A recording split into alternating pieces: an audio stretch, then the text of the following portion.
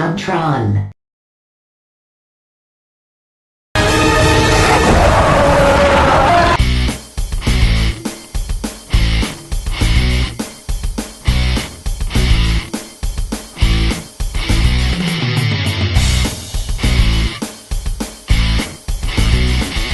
You tell on, sister. The top 10 best boss battles of all time. Now take this one at surface value because there was so much good stuff I had to leave out, I was disgusted. Anyways, here are the rules of this list. Each of these is a boss battle which I feel was really memorable and had a lasting effect on me, and I'm only using one game per series, or 2 or 3 games would dominate this list. Oh, and Jacques has a quick disclaimer. Spoiler alert. Look away if you see a game you haven't played. Number 10.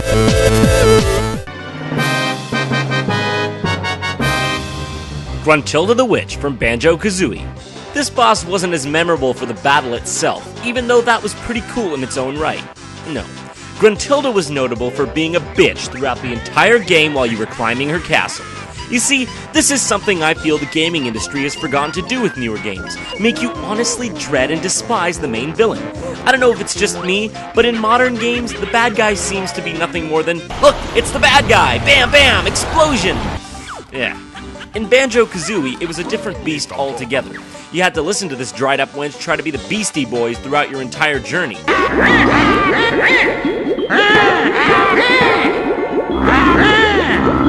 I guess she installed an intercom system in her castle. After all this time spent listening to her, you formed that special kind of gamer relationship with her. You knew her, and even kinda liked her, as well as despising her. It's a fine line, but you felt it nonetheless. By the time you got atop the castle, you were so sick and tired of her that you came out eggs blazing. Number 9.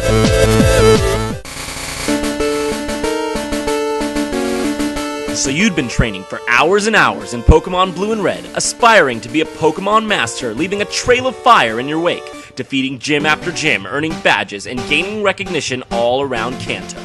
Your final trial? The Elite Four. This relates back to the whole Gruntilda argument. The Elite Four were mentioned since the beginning of your journey in the world of Pokemon, and you could always feel their presence looming in the distance. That way, when you finally got to them, it was like meeting a celebrity. I really like this boss, if you will, because it wasn't really a boss. It was real people, just like you, the best of the best, the top of their league. Only you were taking home the gold medal this time. There's not much to say about this quad core of dot matrix Poke athletes, but I'm sure anyone who's played the original Pokemon games would agree that they were sincerely memorable in every way. Number 8. Get it? Boss? He's a great boss? The great thing about Animal Crossing is, there are no bosses. I'm not even joking, and I don't care if I sound corny, I think I learned something from this game as a kid. All my life prior to playing this game, everything was about doing, and getting from point A to point B in the fastest time with the greatest efficiency. Punch it at 8:30 every morning, except you punch it at 7:30 following a business holiday. I guess we can thank our corrupt school systems and our society's medieval age parenting techniques for that. In this game, you could go from point A to point B and back to point A again in however long you wanted, and that was okay. Some of my best video gaming experiences were had just walking across the breezy shore at night, finding a gyroid in the sand, and taking it back home to add to my collection. The simple joys in life just can't be outmatched. Animal Crossing had no boss, and that was just fine.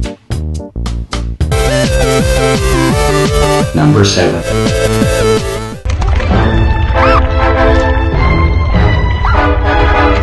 Conker's Bad Fur Day is one of my favorite games of all time. I can't think of one game similar to it.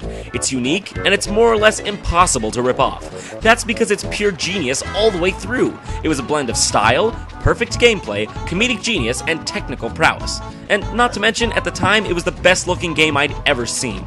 Sure, its scatological exterior may have turned some people away initially, but if you dig a little deeper, you'll find gold in them there hills. Or was it corn? The Great Mighty Pooh is one of the greatest boss fights of all time because not only was it a boss fight, it was a 5-star opera as well. I am the great mighty Pooh, and I'm going to throw my shit at you. The simple charm of this boss, and this game in particular, has yet to be recreated for me to this day. If you're playing Conker's Bad Fur Day, you better watch out, or he'll take your head and ram it up his butt. Your butt. My butt. Your butt. That's right, my butt. Ugh. My butt. My Moldavar. Number 6. This game was weird as shit, and probably has one of my favorite storylines out of any game ever. Look at this. Just fucking look at this. In Majora's Mask, you played as the time-weathered hero Link in a parallel storyline to Ocarina of Time, and you had to stop the moon, played by Robert De Niro, from crashing into Termina and ending all mankind as we know it.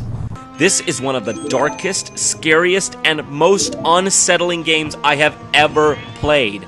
And at the end of it all, you had to fight a trippy mask with tentacles. Need I say more? If you collected all the masks throughout the game, you got the Fierce Deities mask, and you got to lay the smackdown on Majora's Mask. This battle was psychedelic, creepy, and just plain weird. And I loved every minute of it. Number 5.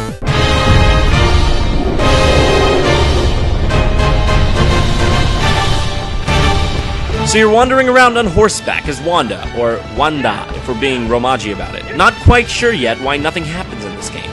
Determinedly galloping in the direction of your glowing sword, you are suddenly struck with awe, open-mouthedly gaping at the beast that lay before your very eyes. I remember the first time I played this on the PS2, I don't think I'd ever seen gameplay of this caliber before. The music, the feeling, the realistic weight and grip of your character, the sweeping landscapes, the style, the fucking magic. All of the colossi in this game are worthy of mention, but I feel the first one held the most weight and was the most memorable. After killing the monster, you are left to ponder your slaying of the seemingly innocent beast, and left to ruminate over who the real evildoer was. That, my friends, is the mark of a well-made game. Nay, artwork. Number 4.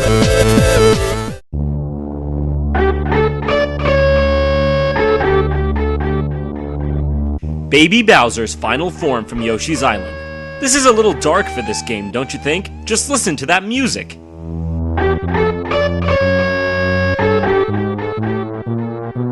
Yoshi's Island is home to some of the happiest tunes of all gaming, such as...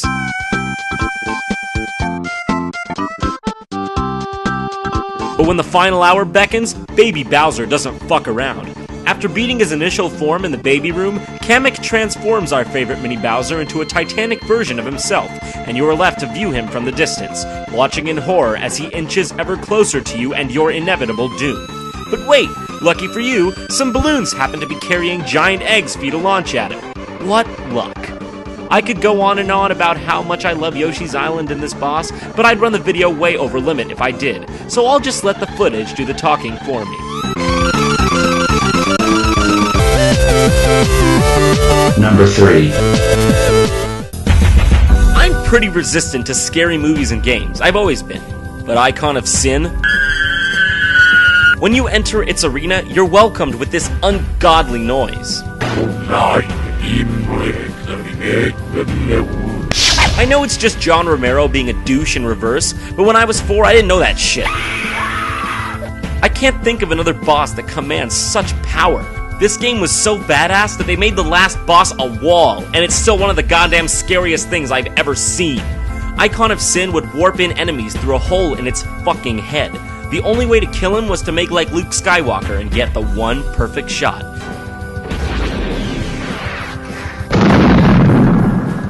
If you wanted to beat the real boss, you'd have to go Jesus on his ass. This is for making Daikatana! Number 2. I had to pick from all the Super Mario boss fights, and though I really love the one from Super Mario 64, this was clear as day for being my top choice. I may be guilty of donning the nostalgia shades here, but hot jumping Christ, this boss battle stirs emotions deep inside of me. Super Mario World was the first game I owned and played, and let me tell you, I played it to a pulp. Nothing will ever be the same as completing Star Road and finding Special World all on my own without the internet. Nothing. I'm aware that this is purely for personal reasons, but that's what this game is to me. It's part of my soul. That aside though, I think this is a pretty amazing boss battle in its own right. This was such a happy game. Fun and cartoony characters, colorful levels, and I don't know, sometimes the game could be a little eerie, but nothing scary. Then came this.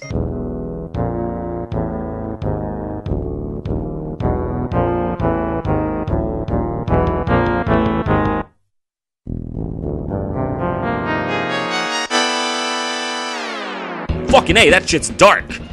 After platforming your way through all the levels in Super Mario World, you get to face off with Bowser atop his very own castle. This is the first time Bowser is seen in his clown helicopter thing. And it's something I wish they would bring back outside of Mario Kart. It's awesome. He would drop cannonballs on you, set the stage afire, and even freak the fuck about for a while. You know, he'd be pretty much invincible to your attacks if he didn't drop ammunition for you to throw at him. What kind of way to kill Bowser is this anyways? Whatever. One notable thing is that Peach just looks off in this game. I love this boss battle. I love it to death. I can only think of one greater.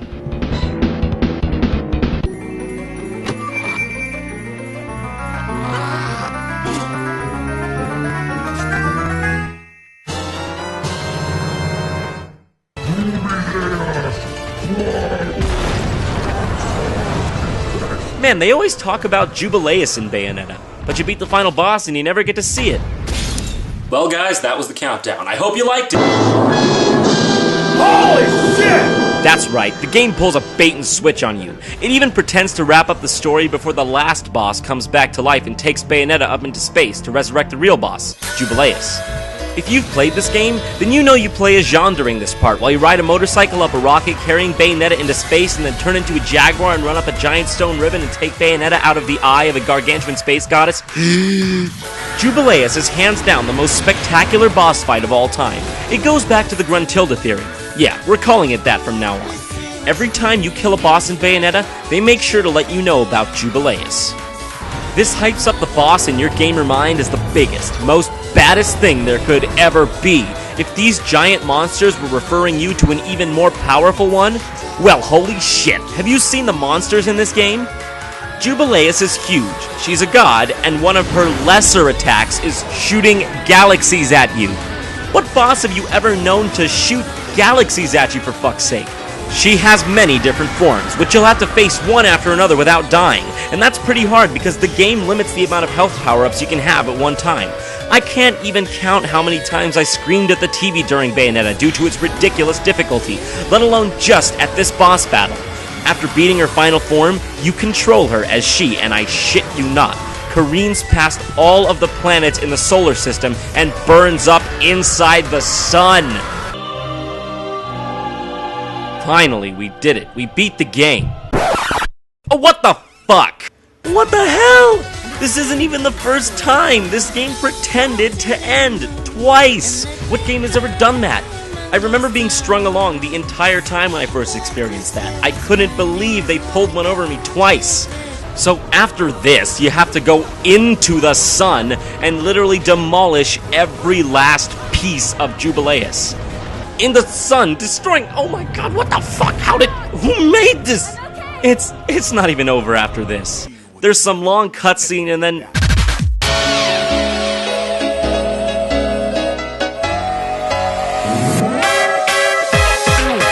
a music video of Bayonetta dancing? Man, this is really fucking hot.